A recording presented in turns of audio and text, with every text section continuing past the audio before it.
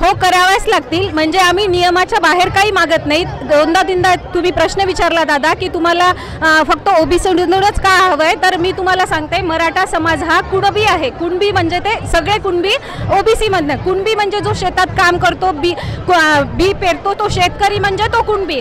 तर हा कुणबी जो आहे ना, विदर्भामध्ये ऑलरेडी जो मराठा आहे तो ऑलरेडी त्यांच्या कुणबी म्हणून नोंदी आहेत, ते त्याचा फायदा घेतात. पश्चिम महाराष्ट्रातले देखील काही लोक त्याचा फायदा घेतात. फक्त मराठवाड्यातले नाहीत. मग आम्ही मराठवाड्यातल्यांनी काय पाप केलं? आम्हाला सुद्धा ते मिळालं पाहिजे. आणि हे पा, आम्ही कुणाला भीक मागत नाहीत. मराठा हा समाज हा सगळ्यांचा पोशिंदा होता, तो कधीही कुणाच्या ताटातलं घेणारा नाही. म्हणून आधी जे तुमच्या मीडियातर्फे मराठा समाजाबद्दल जे गैरसमज पसरवले जातात ना की ओबीसीचं मागायला, हे चुकीचं आहे. हे पा, आमचे निजामकालीन गॅजेट बघा तुम्ही, त्याच्यामध्ये 1965ला ह्या नोंदी आहेत. उलट आज तेव्हापासून आजपर्यंत हे आमचं दुसरीकडे चाललंय. आज आम्ही जागे झालो. जरांगे दादासारखा एखादा सामान्य विद्यार्थी येतो, आम्हाला म्हणतो पुढे जा, आम्ही त्यांच्या मागे आहोत आणि फक्त आमच्या जे हक्काचं आहे ते आम्हाला द्या, म्हणजे आमच्या विद्यार्थ्यांची माती होणार नाही.